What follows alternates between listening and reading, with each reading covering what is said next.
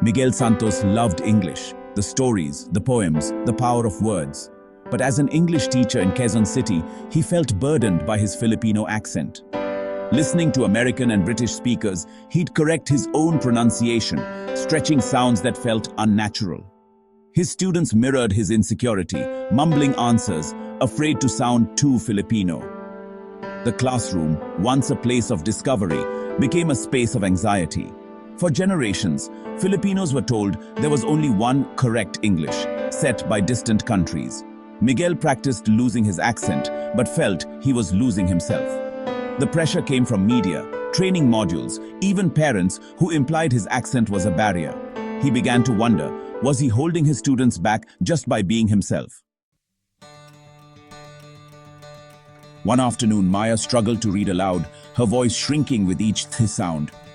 Her eyes darted around the room, hoping no one noticed her discomfort. The words seemed to blur together, each one a hurdle she had to overcome. "Sir, I can't do it. I sound so bad," she whispered, her voice barely audible, as if afraid the words themselves would betray her. Something shifted in Miguel. He saw years of self-doubt reflected in his students.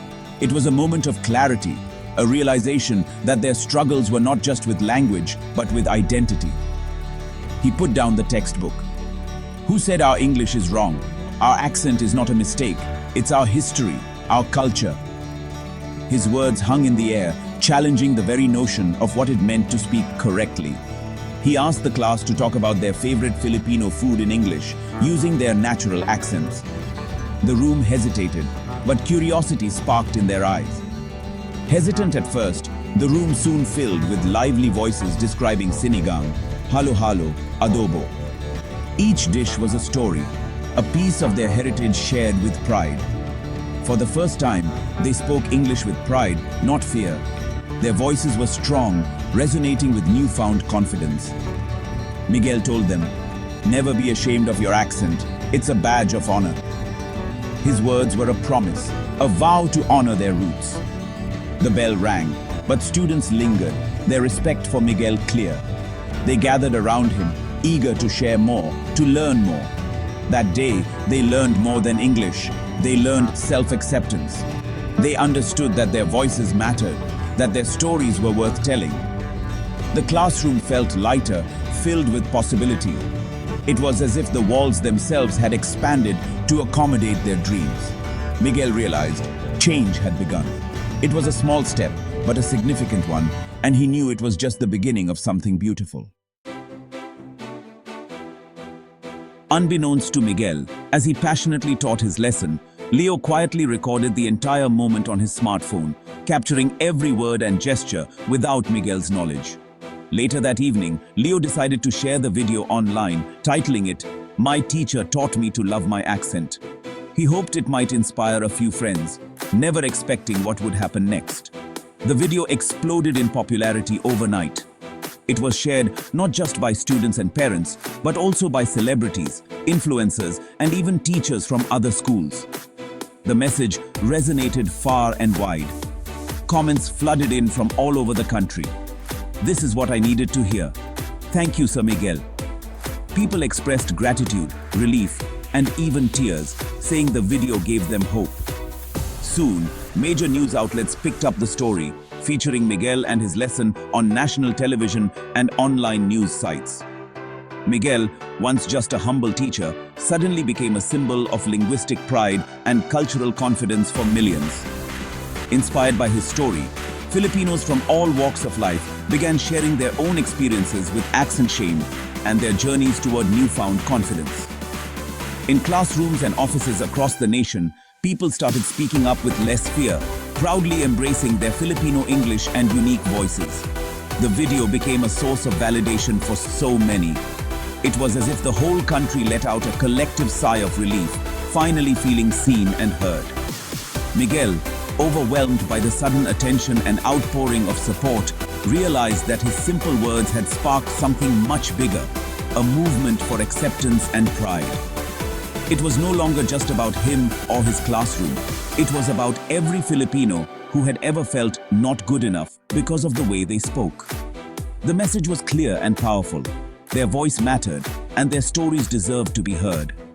Across the nation, a new conversation had begun, one about identity, pride, and the beauty of every Filipino voice.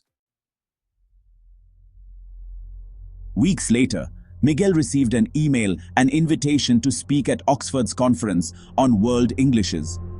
At first, he was paralyzed by self-doubt. Oxford was the heart of proper English. Who am I to speak there? He wondered. His mother reassured him. They want your voice, not someone else's. His father added, this is for all of us. At school, students cheered him on with a handmade banner and heartfelt notes. You taught us to be brave. Now, it's your turn, one read. Miguel realized he wasn't going for himself, but for every Filipino who deserved to feel proud. He accepted, determined to share the beauty of Filipino English. The journey to Oxford became a journey of courage. He carried his students' hopes with him. On the day of his speech, Miguel stood in Oxford's Grand Hall, nerves racing. The centuries-old walls seemed to whisper the voices of scholars past, and the weight of history pressed gently on his shoulders. He took a deep breath, feeling the enormity of the moment. He was far from home, but his story was about to be heard. He remembered his students and family, the people who shaped his journey. Their hopes and dreams echoed in his heart, reminding him to stay true to himself. In that quiet moment, Miguel chose to speak not just for himself, but for everyone who had ever felt different. Magandang hapon po sa inyong lahat, he greeted, his Filipino accent echoing in the historic room. The words, warm and familiar, bridged the distance between his homeland and this foreign hall. He spoke of years spent trying to fix his English, only to realize it wasn't broken, just different. He shared how he once felt ashamed of his accent, believing it was a barrier until he discovered its beauty and strength. My English is built with the warmth of our sun, the rhythm of our music, the history of our people, he declared. Each word carried the spirit of the Philippines, its laughter, its struggles, its resilience. He shared stories from his classroom using simple, heartfelt language. He spoke of children learning with hope, of lessons shaped by kindness, and of the pride he felt in teaching them to embrace their roots. Our accent is not a flaw, it's the music of our identity, he said, his voice steady with conviction.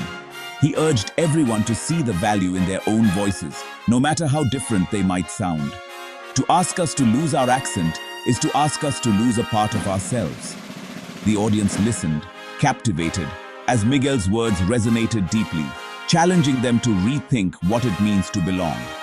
When he finished, the hall erupted in a standing ovation. Applause thundered through the ancient space, a celebration not just of his speech, but of every unique voice in the world. Miguel's voice, Filipino English, had found its place on the world stage. In that moment, he knew he had opened a door for others to follow. He felt a deep sense of belonging. The world was listening, and for the first time, he truly believed his story mattered. The response was immediate and global. Academics praised Miguel's speech, calling it a revelation. You reminded us, language is about people, not just rules, one professor said. News of his talk spread worldwide, resonating with speakers of Indian, Nigerian, Singaporean, and other Englishes. Messages poured in from teachers and students across continents. Oxford announced a new module on Filipino English, citing Miguel's speech as the catalyst. Filipino English was recognized as a legitimate dialect, not a deviation. Language institutes worldwide began rethinking their standards. Miguel's plea for acceptance helped shift a global perspective. The world was finally celebrating the beauty of every accent. Back in the Philippines, Miguel saw real change. His students spoke English with confidence, blending Filipino identity and language. Classrooms became places of celebration, not shame. The Department of Education created materials honoring Filipino English. Teachers focused on communication and pride, not accent reduction. Students saw English as their own, not a foreign standard. Miguel mentored teachers nationwide, spreading the message of linguistic pride. The shame of imperfect English faded, replaced by confidence. Miguel's story became a lesson in courage and self-acceptance. "Let us love the sound of our own English," he said. "In that sound lies our beautiful, authentic self."